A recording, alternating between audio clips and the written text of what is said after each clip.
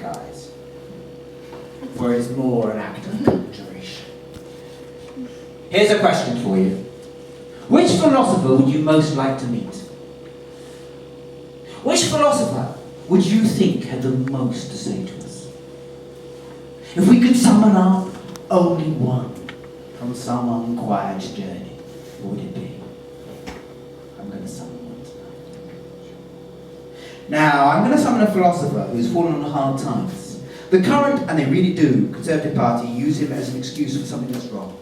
If you label an idea after this thinker, that's enough to dish it. Who's the thinker? Who is the thinker that said, I don't care if we teach as long as we teach proper English history with its baronial wars, if we make a few Marxists. You see, Marx is one of those thinkers.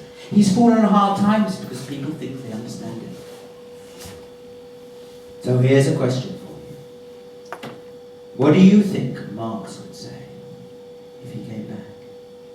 If but for one moment he lived again amongst us? Would he admit he was wrong? But it's call him back now.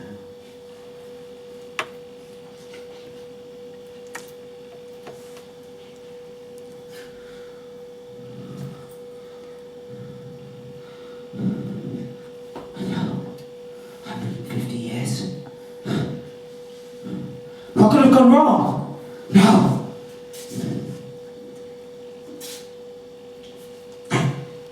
Let us begin where I always began, with the three relations. The first of my best invention. What I called the relations of production. But don't let the jargon get you down. This was when I realized what I called, do you know it's my idea, the Industrial Revolution.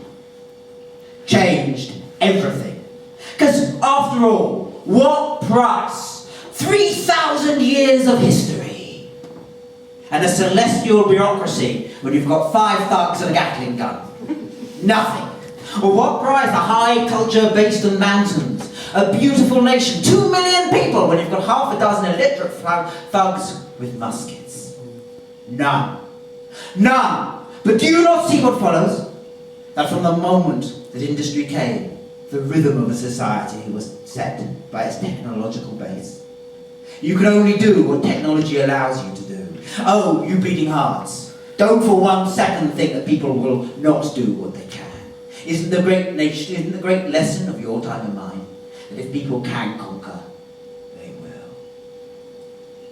So the rhythm of all advance, all change, is set by the superstructure, by the technology, by what you can do. Whether you have to have slaves to make the system run, or whether machines can set you free. And here then is the great mystery of capitalism, my noble enemy, capitalism. It was the one system that was prepared to strip out its everything, eviscerate itself, in the hope of technology, of future change. It was the one system then that didn't need violence to have technology destroy it. It destroyed itself from within. So, has any of that changed? I don't think so. No, it's the second layer. What I called the means of production. How do you organise things? You see, I lived in the first generation of industry, the first generation of capitalism, the second generation. It all seems so simple. On the one hand, you had this mystery, a mystery that none of the thinkers could ever explain. Ricardo himself said, profit is a mystery, he says. A good capitalist, like an alchemist, he makes money from nowhere. Like hell he does, I replied. Do you know where he makes profit from? Machines. You see, a machine can produce more from the less labour. So where's his profit? Laying off labourers. Laying off workers. And the more he can lay off, the better his machines are, the more profit he makes. And so capitalism has this internal motor that drives it to ruin. Because in the end, you're going to run out of people to sack, and you're going to run out of people to sell things to. And at that moment, revolution must happen, surely. What could go wrong? What could go wrong? Should have seen it. enough humanity, technological change, the population of Europe skyrocketed. That would delay the revolution, it becomes too complicated to revolt, but not forever. But perhaps it was long enough for imperialist warriors, reading my work and worrying about revolution, to go off on foreign adventures, to open markets with the butt of a gun. That would delay the revolution. But not forever. But perhaps it would be long enough for the wrong revolution to happen at the right moment. A right-wing revolution. A revolution of nationalisms and national socialisms that create little states that have no interest in wider cooperation. That corporations can drive at their will. That would delay the revolution. But not forever. But perhaps long enough for those states to plunge themselves into wars so murderous that they rip out the technological base so that we all have to start again. Oh, that would delay the revolution. But not forever. Perhaps each one of those states could have just enough wiggle room to create within it a class of consumers, housewives, nations, an ethic that you must consume that we all survive, and generate just enough wealth for it to work. That would work for a while, but it couldn't stop the overall logic. It would not stop the revolution. Perhaps the world would divide East versus West. On the West, a capitalism. On the East, some sort of peasant kleptocracy. I might even use my name. A kleptocracy would destroy would delay the revolution as long as it lasted, but not forever. No, because it could not outcompete the capitalist world. And then we'd be back on track, wouldn't we? Unless the financial system was run so incompetently that the bankers allowed the West to bleed their production, all their factories to the East, and so that the East could drive them, like they were the new non-capitalists, stripping out their money, stripping out their wealth. That would delay the revolution. And what then? Are we going to have a system where capitalism, like some poison juggernaut, goes all over the world, each time treating the last rich land as if it was its non-capitalists, as if it was a resource whose money could be stripped? Until that moment I always foresaw. The moment all production becomes mechanized. The moment humans should be truly free, they don't have to work. And now that moment will be driven, not by the divine communists, those who would be able to plan it properly, but by capitalists who want only profit. And what will they do?